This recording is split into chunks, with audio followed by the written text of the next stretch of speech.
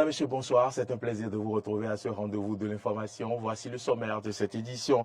Dans quelques heures va s'achever la campagne électorale. Comment la population de Golo-Digbe et environ apprécie-t-elle le déroulement de cette campagne? Élément de réponse dans ce journal. Et puis, deuxième session ordinaire de la conférence épiscopale du Bénin pour le compte de l'année pastorale 2022. Le clergé catholique a salué la mesure de revalorisation des salaires des travailleurs. Nous en parlerons également dans cette édition. Les puissances européennes doivent en faire plus pour dissuader la Chine d'envahir Taïwan. Déclaration signée d'un ancien chef de l'OTAN en visite sur l'île. C'est tout pour le sommaire. Le développement, c'est maintenant.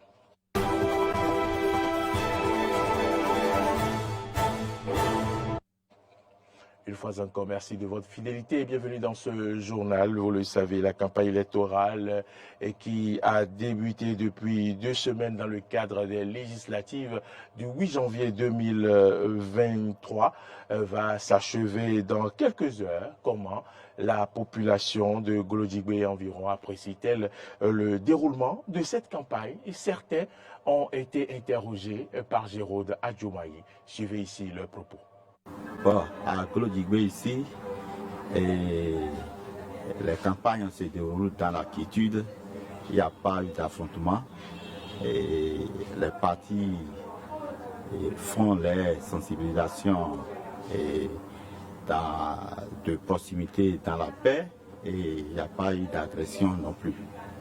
Donc ça se passe très bien à Golo. Depuis le 23 que ça a été lancé, les campagnes se sont bien déroulées à Golo. Pas d'affrontement, pas d'agression. Par rapport aux années antérieures, je crois que les campagnes de cette année ont été particulières. Et ces campagnes ne se déroulaient pas pendant les fêtes. Donc ce qui a changé est que les fêtes ont accompagné ces campagnes. Et il n'y a pas eu trop d'agression. Il n'y a pas eu d'agression non plus du tout, pas du tout. Et ça, bon, sinon il y a eu, par rapport peut-être les législatures passées, il y avait eu de démobilisation.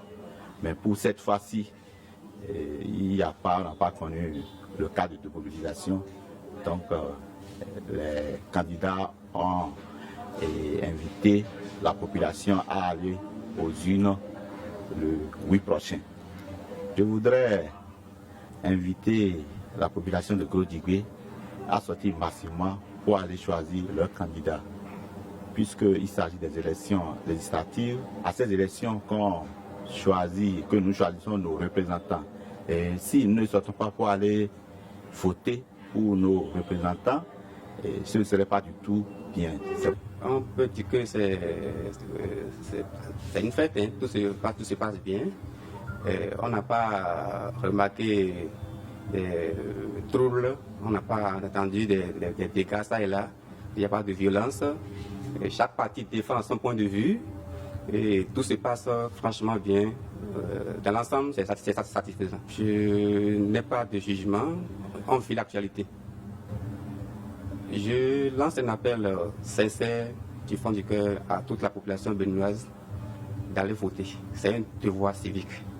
Et si vous avez une conviction politique, vous pouvez aller exprimer par la voix des urnes. C'est ce qui est conseillé. Et que les gens ne restent pas à la maison pour faire la politique de chaise vide. J'invite tout le monde à aller voter. Moi, j'irai voter. Moi, je l'ai voté, c'est le souhait que j'ai. Surtout ce que j'ai remarqué, en dehors de cet affichage des lobbies consorts, moi, j'ai particulièrement eu l'évasion de la découverte d'un album, quoi. Et il y a beaucoup de photos, c'est ma remarque particulière. Il y a tellement de photos, et on voit des photos, ça là, en grand format, petit format, c'est tellement joli, et ça a agrémenté même la couleur de la fête. Concernant les élections législatives de cette année, bon, je peux dire qu'il y a une différence. Une petite différence par rapport au passé. J'invite les populations à aller voter leur choix. À aller voter leur choix. Sinon, bon, les candidats aujourd'hui On ne peut pas suivre n'importe qui. Ils iront au poste et voter leur choix seulement. Je vous l'annonçais en titre, la conférence épiscopale du Bénin a tenu du 3 au 5 janvier sa 68e session plénière ordinaire au titre de l'année pastorale 2022-2023.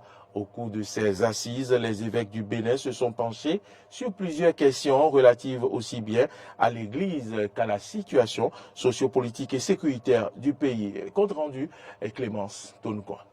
Le communiqué final de cette session ordinaire de la conférence épiscopale du Bénin est axé autour de 9 points. En dehors des questions d'ordre ecclésial, celles d'ordre social, politique et sécuritaire ont été également abordées. À quelques heures des échéances électorales législatives, les évêques appellent à l'unité nationale et invitent les uns et les autres à mettre l'intérêt général et l'amour du pays au-dessus des intérêts particuliers. Les évêques du Bénin prient pour un bon déroulement du scrutin. Et renouvellent leur souhait d'un processus électoral transparent, inclusif, démocratique et pacifique. Ils exhortent vivement tous les fils et filles du Bénin, quel que soit leur bord ou leur appartenance politique, à œuvrer en faveur de la réconciliation, de la justice, de la paix et de l'unité nationale. Les évêques du Bénin invitent tous les chrétiens catholiques, de même que tous les hommes et toutes les femmes de bonne volonté, à jeûner et à prier pour le bon déroulement de tout le processus électoral le vendredi 6 janvier 2023. Sur le plan social, la conférence a reconnu et salué les efforts du gouvernement avant de l'encourager à être un peu plus regardant sur les conditions de vie des couches vulnérables et défavorisées. Les évêques du Bénin félicitent également le gouvernement pour les initiatives en cours afin d'améliorer le quotidien de nos populations. Cela se traduit entre autres par la décision de revaloriser les salaires des fonctionnaires d'État.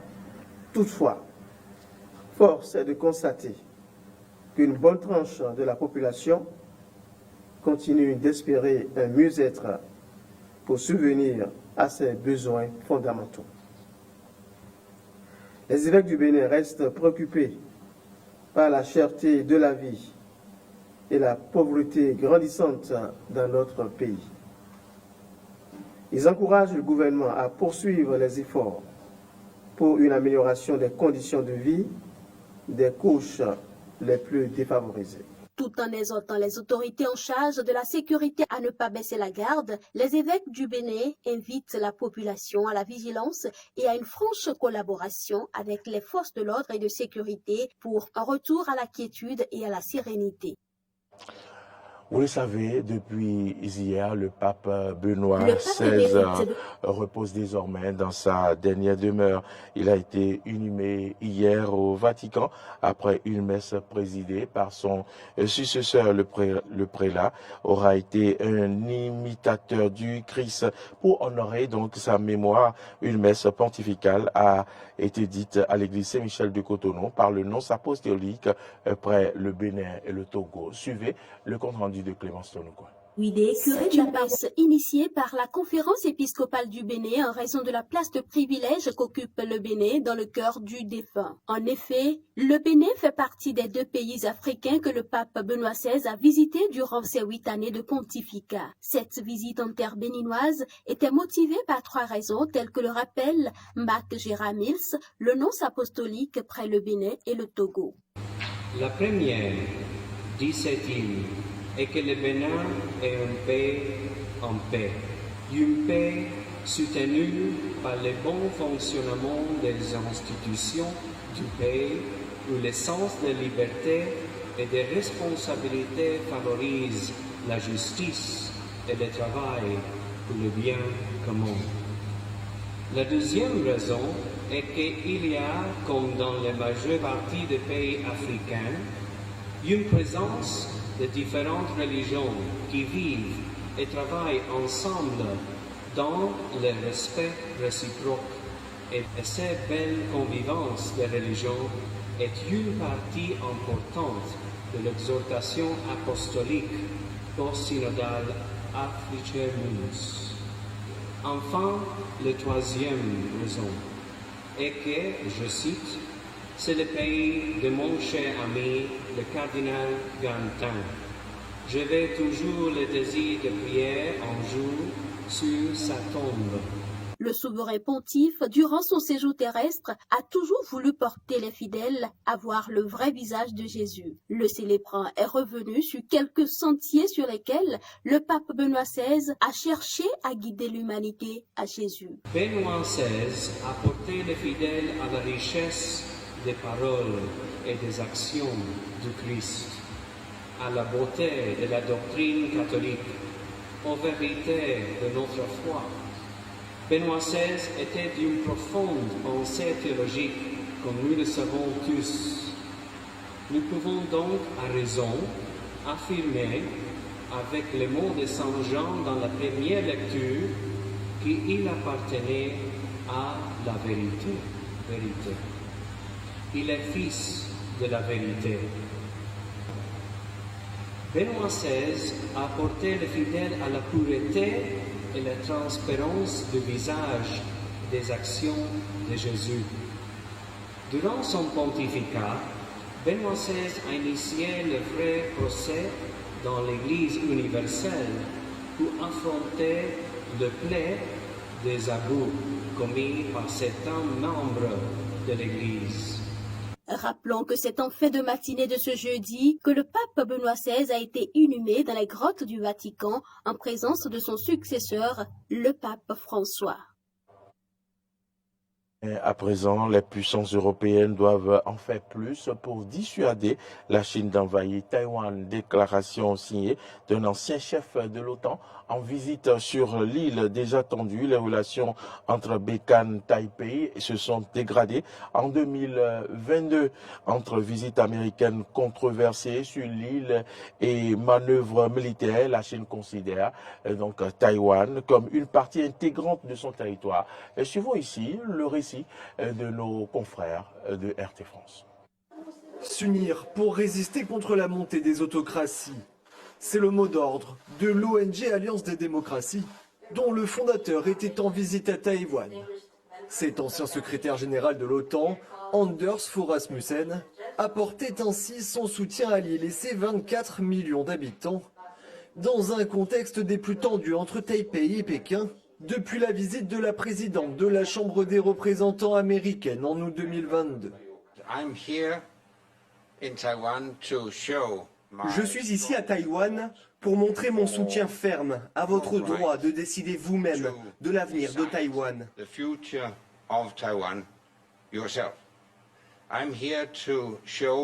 Je suis ici pour montrer mon soutien ferme à votre droit d'exister dans la liberté et la paix. Je suis ici pour discuter de la manière dont nous pouvons renforcer les liens entre Taïwan et l'Europe. Le vieux continent très regardant sur ce qui se passe du côté de la mer de Chine. En août dernier, l'Union européenne avait condamné par la voix de son chef de la diplomatie Joseph Borrell des manœuvres militaires chinoises dans le détroit de Taïwan, dénonçant une véritable démonstration de force. En septembre dernier, c'est une délégation de parlementaires français qui s'était rendue à Taipei, suivie début décembre par une mission diplomatique polonaise. Cette fois, c'est l'ONG Alliance des démocraties par l'entremise de l'ex-premier ministre danois Anders Fogh Rasmussen qui se déplace, apportant notamment son expertise en matière de diplomatie internationale. Un soutien important pour la présidente taïwanaise dans ce processus de transformation de l'île. Taïwan se tient en première ligne pour sauvegarder la démocratie mondiale face à l'expansion de l'autoritarisme. La semaine dernière, nous avons annoncé des plans visant à renforcer la défense nationale par le biais du réalignement de nos forces armées. À l'avenir, nous continuerons à augmenter les capacités globales de défense nationale et à coopérer avec des alliés encore plus démocratiques pour sauvegarder la paix, la sécurité et la stabilité dans toute la région Indo-Pacifique. Mais ce jeudi, la Chine a rappelé qu'elle ne formait qu'un seul et même territoire avec Taïwan. Tout d'abord, je tiens à dire qu'il n'y a qu'une seule Chine dans le monde et que Taïwan est une partie inaliénable du territoire chinois. La question de Taïwan n'est pas une question de démocratie et de droits de l'homme, mais une question liée à la réunification de la souveraineté territoriale de la Chine.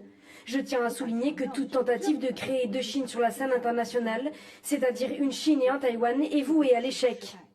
La réunification des deux territoires, priorité de Xi Jinping, reconduit pour un troisième mandat à la tête du Parti communiste en octobre dernier. L'actuel président chinois devrait être confirmé dans ses fonctions actuelles en mars prochain. Soufflant le chaud et le froid, il affiche tour à tour sa volonté de mener un processus politique, mais se réserve la possibilité d'un recours à la force contre Taïwan. Un face-à-face que l'Occident ne se gêne pas pour entretenir, et notamment Washington qui entend bien conserver dans son giron cet allié précieux dans la zone Indo-Pacifique.